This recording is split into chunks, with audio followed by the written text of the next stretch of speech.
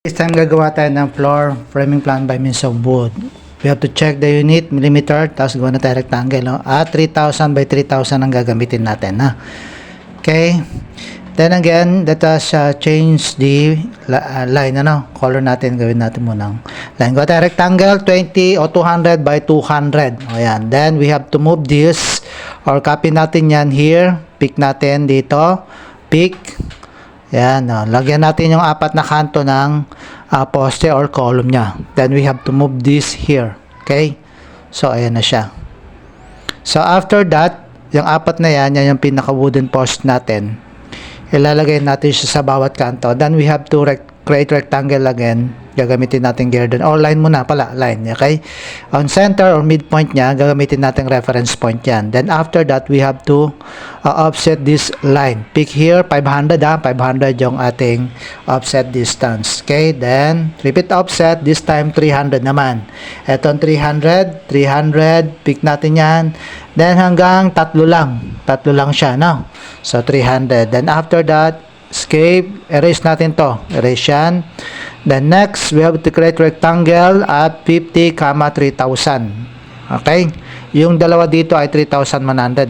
Okay, so then we have to copy this. Copy natin yan. Place natin here. Magabang tayo dito. Okay? So, pwedeng bitbitin yung midpoint nito, ha? Midpoint yan para mas mabilis.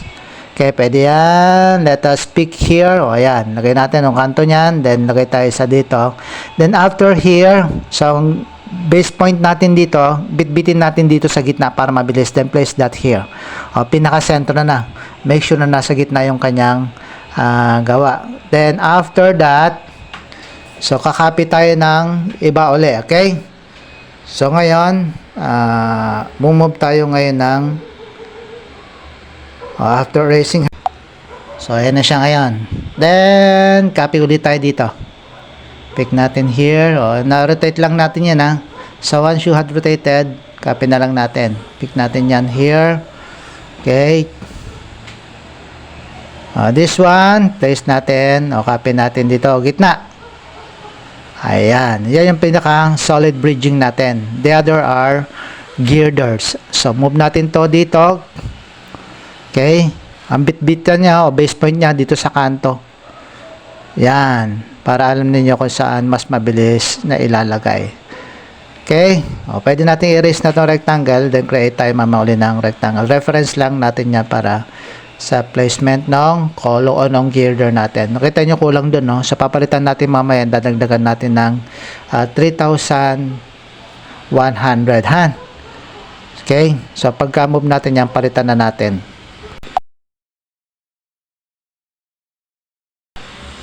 Okay, rectangle tayo. Ayan, palitan na natin ng 3,100 dito, ha. So, pagka-pick natin, rotate na lang natin yan. Rotate natin. Then, we have to erase this rectangle, ha. Yan, erase na natin yan. Tsaka itong mga to. Tsaka iba pang panggulo. Erase na natin, ha. Ayan, palitan natin yan. Then, itong gitna. Okay. So, ngayon, then we have to copy this. So, iba na kasi ito, eh. Okay. So, lagay natin siya dito. Yan. Then, move na lang natin tong isa. Okay? Move natin to, pick. Then, this one. Okay. Ayan na siya ngayon. Then, after that, erase lang natin tong panggulo na to. Then, punta tayo ngayon dun sa kanyang view. Tapos ng view, ayan, southwest ang kanyang view. Then, punta tayo dun sa 3D modeling. Pick nyo yung 3D modeling. Then, after that, extrude natin itong mga to. Maglagay muna tayo ng leader or dimension niya. Okay? Okay, next natin, ito na Q-leader or LE. Type natin ng LE para lalabas siya, no? LE. Then, pick natin yan line dito. Mag-create yan dyan, ha? So, type natin dito. So, pag hindi siya okay siya, pick natin yan. Pansin nyo, yun siya. Okay? So, i-edit natin ngayon. Ang gagawin nyo na lang, text. So, type tayo ng text. Then, angle of rotation niya. Yan, ha. Yung height niya, automatic yan dyan. So, type natin girder, ha. Girder. Okay? Then, i-rotate na lang natin siya. Ortho off natin para may horizontal natin. Okay?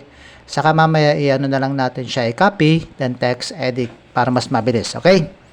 So, provide natin yan. Then, lalagyan natin ng ayan, dimension style muna natin. Edit natin yung arrow head niya. Okay? So, try natin 200. Oh, masyadong malaki.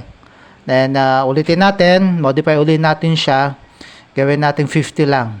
So, check natin 50 kung uubra. 50. O, ayan. Okay na. Then, after that, lagyan natin leader ulit itong mga to, no? Pick natin dito. Okay? Somewhere here. O, gawa muna tayong line para meron tayong reference. Gawin nyo.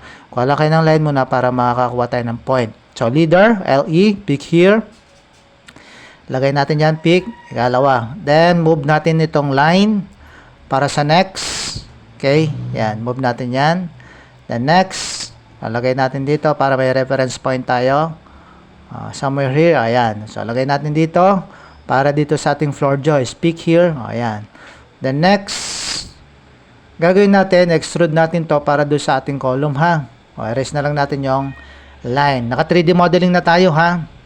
So, palitan muna natin yung kulay. Gawin natin yellow. Gawa tayo ng rectangle here. Ayan. Saka na natin i-copy to. Pick here. Then, we have to extrude.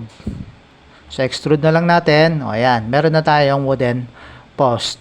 Then, lagyan na lang natin siya ng LE or leader. Para doon sa kanyang reference. Lagay natin mamaya specification niya wooden post. Okay. Copy natin yan. Pick here. Pick. Pick natin. Saka text edit na lang. O. Text edit, TE. Pick. Hanapin yung TE, ha. TE. Pick nyo text edit. Ayan o, text edit. O, pick. Then, ayan. Backspace here. Delete. Solid bridging. Okay, pick this one. Backspace. O, ayan. Column. Then this one. So, tignan natin ito. Ito mamaya ay floor joist. Mamaya na natin i-edit yan. So, gagawin muna natin. Extrude muna natin to lahat. Okay? Extrude lahat yan. Pick natin to, ha. Extrude. Extrusion height nito ay 250. Ha? Repeat natin to. Extrude. Pick. 250. Yan mga yan. 250. Lahat ng yan, ha. 250. The solid bridging and the floor joist. 250 lang. Then including the girder. Yun.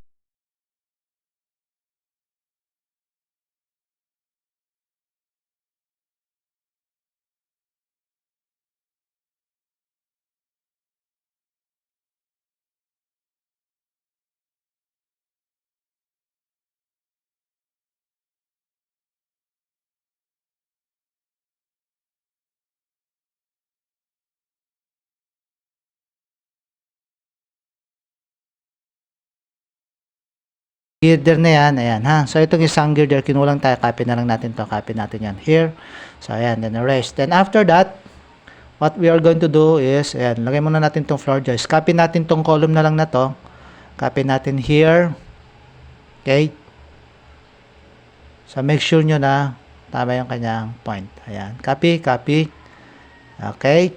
So, meron na tayong mga post. Okay. So, make sure nyo siya, tapat.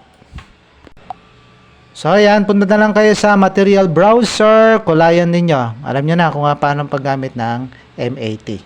That's it.